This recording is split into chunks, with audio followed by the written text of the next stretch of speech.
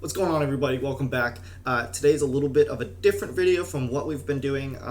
Today's a little bit more of just a conversation with you guys. Now that we're going through E3 and watching all the new trailers come out and all the new technology come out, I've been doing a lot of thinking, as a new PlayStation owner, what is going wrong with PlayStation? As always, if you guys do enjoy the videos, please be sure to smash the thumbs up button, consider subscribing if you guys are new to the channel, and turn on that notification bell so you guys never miss an upload. And as always, if you guys are new subscribers, make sure to just comment that down below. Just say I subscribe so I can welcome you guys to the channel properly. Now I want to discuss with you what PlayStation's doing wrong. So the first point I want to pick out is the lack of participation with E3. Now I know prior to E3, in the past 4 months, kind of after the new console came out, they've been doing the state of plays where they've done a little bit more just extended gameplay trailers where someone's playing, talking about the game, whatever, and that's about all they're doing, and it's one game at a time, and it's really, it's cool. It's cool to see the new engines running and all the new concepts they have coming out, but it's not much. And my biggest issue when PlayStation launched was there was a lack of titles to play. It's kind of like we're stuck just playing the old PlayStation 4 games. And I knew everyone had an issue with the Xbox when it came out because it said, they didn't have any launch titles. We had Demon's Souls, Spider-Man, Astro's Playroom, and Godfall, and some others. But whatever. That's not the point.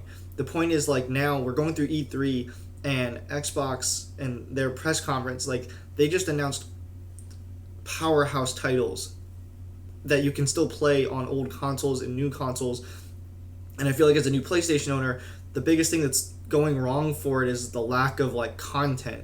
The PlayStation's such a beautiful console. The controller's super innovative with the haptic feedback and adaptive triggers, and I feel like we're still stuck with, in the PlayStation Plus titles, it's all PlayStation 4 games. With the PlayStation 5 out, you could have dropped one PlayStation 5 title in there, just to get the experience. And we're going to go into all the other issues with that, being said. So with relying on old titles, I guess I'm fine with it. I didn't have the PlayStation 4 for the whole extent of the timeline when it was out. So going back and playing some of the titles is cool, but it's limited to about 13 games in PlayStation Plus compared to Xbox Game Pass, where you have hundreds of titles partnered with Bethesda, partnered with EA Access all the time. Those games barely ever get taken off. They always just end up adding new ones. Anything that's an exclusive to Xbox goes there day one. You don't have to pay for it. That's such an amazing feature for gamers, and PlayStation neglects that. I feel like PlayStation's still on this head honcho role of, we're the best experience for gaming and giving us all those beautiful titles, but they're not really, it's just too much. PlayStation Now was the worst service I've ever used, and I really wanted to give it a try because it's like PlayStation's version of Game Pass, but instead only a handful of games are actually downloadable. The others you have to stream, and it's not the same experience. You're getting lag, you're losing frames. It's just a really bad experience. And the fact that it's a separate charge from PlayStation Plus. Game Pass, you pay $15 a night, you get all those titles, you get Xbox Live, and you get access to the bonus EA Access, stuff like that. Game Pass, or with PlayStation, now you have to pay for PlayStation Plus, PlayStation Now, and then whatever titles aren't on there, you just have to pay for them. Any exclusives that don't go to those things, which they never do off release, you have to now pay almost $70 for a new game. And I don't think what PlayStation's doing is holding up enough of the bargain with the experiences they could provide on the console. Going back and playing older games, is fine, but then the issue arises of now we have to pay to upgrade those games.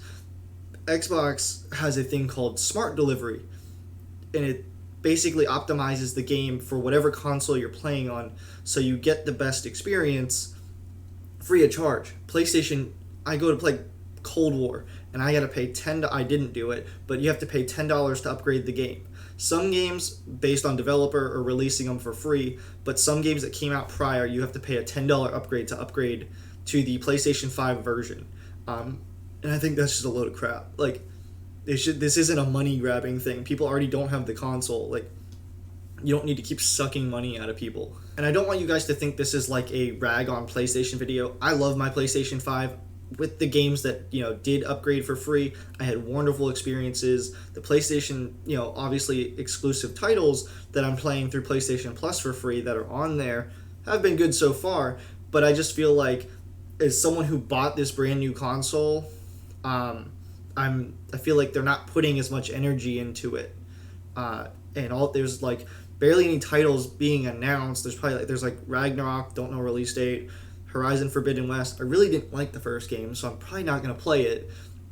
And then we got like Ratchet and Clank, but I'm not paying $70 for, you know, an 11-hour experience. It's just that, like, Resident Evil was one thing, but at least that was $60. Like $70 for a Ratchet and Clank game is a little expensive. So I don't know. I just feel like PlayStation, that's what they're doing wrong. Like, they're just neglecting the fan base. They're neglecting these awesome new concepts that are coming out, such as like a Game Pass or a smart delivery, and they're just doing a money grab where everything's an individual, pick out what you need. But if PlayStation could take all that and make it an all-in-one experience, I think that would really enhance the enjoyment of having the new console, like having the free upgrades so that you can use the haptic feedback, stuff like that. And having this console for about 6 months now. I mean, almost 6 months. It's like, for what, like I said, what I have been able to play has been awesome. But when I feel the need, like after E3, to go set back up my old Xbox just to start Game Pass so I can play the new Halo and stuff like that, and Dark Alliance, and maybe Back 4 Blood when that comes out, like, but it all goes to Game Pass for free. Like, I don't have to worry about paying for those brand new experiences. PlayStation, I gotta drop $70 every time a new game comes out. So I feel like PlayStation, especially with their exclusives, should have a service where we pay monthly to get online services and their exclusive titles, and it's an all-in-one package. It would make being a PlayStation gamer just a way better experience. That's my frustrations with PlayStation right now. Like I said, I still love it. I play it every day. This isn't a rag on video. This is just my thoughts on what can improve the experience.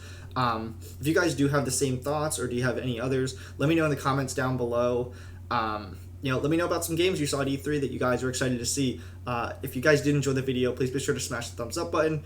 Consider subscribing if you guys are new, and turn on the notification bell so you guys never miss an upload. And as I said before, if you guys are new subscribers, make sure to just comment that down below so I can welcome you to the channel properly. And as always, my name is Ross, and I'll see you guys in the next video.